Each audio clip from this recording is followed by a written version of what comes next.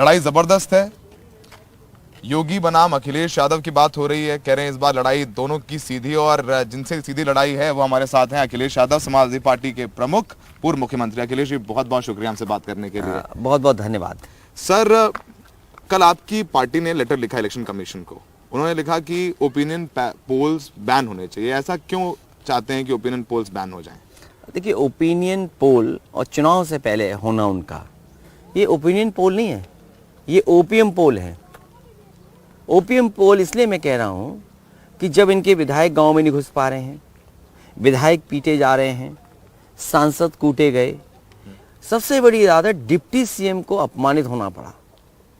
जिस पार्टी के विधायक, सांसद, मंत्री, उप मुख्यमंत्री इस तरीके से अपमानित हो रहे हो, जनता उनके खिलाफ खड़ी हो, ओपिनियन पोल क्या दिखा रहे हैं? इसलिए मैंने कहा ये ओपिनियन पोल नहीं है, ये ओपीएम पोल है। पता नहीं किस नशे में लोग क्या दिखा रहे हैं, क्या आंकड़े पेश कर रहे हैं। तो आपको सर्वों पर भरोसा नहीं है जो इनके नतीजे आ रहे हैं? नहीं, आप मुझे बताइए, कोई समझदार आदमी मुझे बताए, इनके विधायक गांव में नहीं घुस पा रहे हैं। हाथरस अलीगढ़ में इनके विधायकों का विरोध हुआ। इससे पहले जब किसानों के 3 काले कानून थे उस समय लगातार विरोध हुआ इनका। उसके बाद प्रधानमंत्री जी की रैली हुई, वो खाली गई। उत्तर प्रदेश में जितनी रैलियां की गई वो सब सरकारी रैलियां थी। डीएम पत्र लिखते थे पीडब्ल्यूडी विभाग को, डीएम पत्र लिखते थे रोडवेज विभाग को कि बस का इंतजाम होना चाहिए, आपकी सरकारी गाड़ियों का इंतजाम होना चाहिए, तब भीड़ होती थी। वो सरकारी रैलियां थी। जो पार्टी सरकारी रैली कर रही हो, जिसकी चुनावी सभाएं खाली रही हो, विधायक सांसदों को अपमानित होना पड़ रहा हो, डिप्टी सीएम को अपमानित होना पड़ रहा हो, तो आप क्या समझते हो ओपिनियन पोल? क्या सच होंगे ओपिनियन पोल? और महंगाई बताइए कितनी है।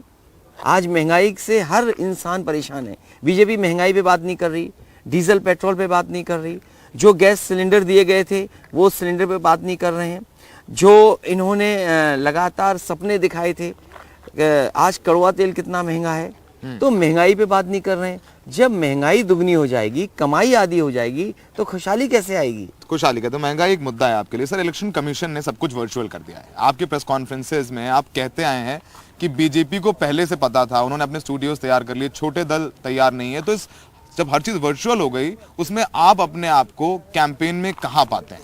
नहीं, समाजवादी पार्टी के पास तो जो इंफ्रास्ट्रक्चर है उसके लिए हम लोग तैयार हैं। इस तरीके से नहीं तैयार थे। एक लड़ाई जो है वर्चुअली या डिजिटल प्लेटफॉर्म पर, उसके लिए जो पार्टी का संगठन और हमारे वॉलंटियर्स थे वो तैयार थे। और हम इस लड़ाई में कहीं कमजोर इसलिए नहीं है कि समाजवादी पार्टी थी, उसने लगभग 18 लाख से ज्यादा लैपटॉप बांटे हों, एससीएल जैसा कैंपस बनाया हो, सैमसंग को एक्सपेंशन दिया हो, तो आईटी के लिए या आईटी से रिलेटेड चीजों के लिए समाजवादी पार्टी तो पर्याप्त समझती है। लेकिन वहीं और क्षेत्रीय दल हैं, उनके पास कहाँ इंफ्रास्ट्रक्चर रहा होगा। और सबसे बड़ी बात यह है कि बीजेपी पहले से तैयार की हुई थी, उन्होंने अपने स्टूडियोज बना रखे थे, उन्हें पता था कि डिजिटली हो सकता है कैंपेन हो, तो उन्होंने इंटरनेट के सब कनेक्शंस ले रखे थे, इंटरनेट का तैयारी कर रखी थी। जिस पार्टी को पता होगा कि वर्चुअली रैली होंगी, डिजिटली चुनाव लड़ा जाएगा, तो वही तो इंफ्रास्ट्रक्चर तैयार करके रखेगा। इलेक्शन कमीशन पर मैं इलेक्शन कमीशन पे आरोप नहीं लगा रहा हूँ, लेकिन ये सोचने की बात यह है कि जिस पार्टी के पास इंफ्रास्ट्रक्चर चुनाव से पहले तैयार किया गया हो, और अभी निकले भोंपू, झूठ बोलने वाले भोंपू निकले। कल झंडी दिखाई गई जिसमें नकली वीडियो चलेंगे, झूठी बातें होंगी, विज्ञापन झूठे होंगे। और क्या इनका विज्ञापन नहीं झूठा पकड़ा गया? आप बताइए, इनके अखबार में जब आया था विज्ञापन, इन्हें फ्लाईओवर दिखाना था तो बंगाल का फ्लाईओवर दिखा रहे थे। जब इन्हें एक कारखाना दिखाना था तो अमेरिका की नकली फैक्ट्री दिखा रहे थे, चीन का एयरपोर्ट की तस्वीर दिखा रहे थे। तो इनके झूठे विज्ञापन है। और आप किसी से पूछ लीजिए, इनका हर वादा जुमला निकला। क्या किसान की आय दोगुनी हो गई? ठीक है, उन वादों पर आएंगे सर। अब बात करते हैं पश्चिमी उत्तर प्रदेश की। योगी जी ने पिछले एक हफ्ते में अपने ट्विटर पर 6 बार दंगे का जिक्र किया। अपने जो उनका पर्सनल ऑफिशियल ट्विटर हैंडल है। केशव मौर्य डिप्टी सीएम है, उन्होंने 3 बार दंगे का जिक्र किया। वो कह रहे हैं कि समाजवादी पार्टी अगर आई तो फिर दंगे होंगे, ये दंगाइयों को टिकट दे रहे हैं। और कैराना में हमने देखा Amit Shah ji door to door campaign कर रहे हैं, पलायन की बात कर रहे हैं।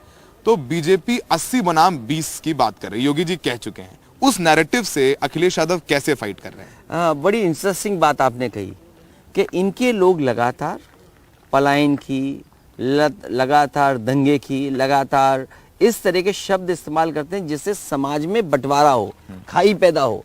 और मैंने कई मौकों पर कहा, जो पैदा करे खाई समझ लो वही है भाजपाई। जो समाज में खाई पैदा करे वही है भाजपाई। और फिर दंगे का अनुभव किसके पास है? हमारे डिप्टी सीएम के पास है, हमारे मुख्यमंत्री जी के पास है। आप इनका खुद का दिया हुआ एफिडेविट इलेक्शन कमीशन में देखिए, इनके आरोप क्या थे इनके ऊपर, और इनके जो भाषण थे वो भाषण क्या थे। अगर हम पुराने इनके भाषण उठाएंगे तो किस तरह के भाषण बोलते थे, हम तो बोल भी नहीं सकते। और यहाँ पर एक आए हैं, हिमाचल के हैं कि दिल्ली के हैं, बताओ उन्होंने दिल्ली में क्या भाषण दिया था? किनको मार भगाओ, किनको मारो। अब अनुराग ठाकुर की बात कर रहे हैं। बिल्कुल उनकी बात कर रहे हैं। क्या इलेक्शन दिल्ली के कमीशन दंगों में उन्होंने, दिल्ली के दंगों के बाद चुनाव में जो स्टेटमेंट मंच से कहा गया था, क्या ऐसा स्टेटमेंट पढ़ा लिखा इंसान दे सकता है? तो इनका चुनाव का है मकसद है कि गन्ने का भुगतान पे चुनाव ना हो, जो बिजली महंगी है उस पे ना हो। मुख्यमंत्री जी क्या जानते हैं बिजली के कारखाने के बारे में? मुझे ये बताएं। वो कल कह रहे थे कि आप 300 यूनिट बिजली की फ्री की बात कर रहे हैं। उनका कहना है कि चोरों को आज चांदनी रात पसंद नहीं है। उनका आप पर आरोप लगा रहे हैं कि आप बिजली नहीं देते थे 2017 से देखिए, पहले। मुख्यमंत्री जी से ज्यादा झूठ कोई नहीं बोल सकता। जो मुख्यमंत्री खुद झूठ हो, उनसे पूछिए।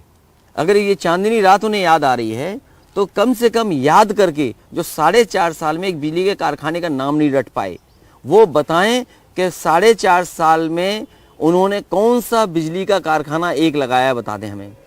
ठीक है सर, ये बताएंगे मुख्यमंत्री जी? नहीं बताएंगे, उनसे पूछेगा भी नहीं कोई। मैं चाहूंगा हमें इंटरव्यू देंगे तो चाहूंगा दे देंगे कि तो। कोई न कोई उनसे ये पूछे कि अपने 4.5 साल के कार्यकाल में कौन सा बिजली का कारखाना लगाया। एक कारखाना बताएं जो बिजली का कारखाना लगाया उन्होंने। लेकिन बिजली का बिल महंगा दिया, और जैसे ही समाजवादी पार्टी ने तय किया कि हम 300 यूनिट फ्री देंगे, उसी समय उन्होंने बिजली के बिल को आधा करने का फैसला लिया। तो जब आधा आप आखिरी वक्त कर रहे हो, क्या 4.5 साल में जो आपने बड़ा बिजली का बिल लिया है, क्या जनता को वापस करोगे आप?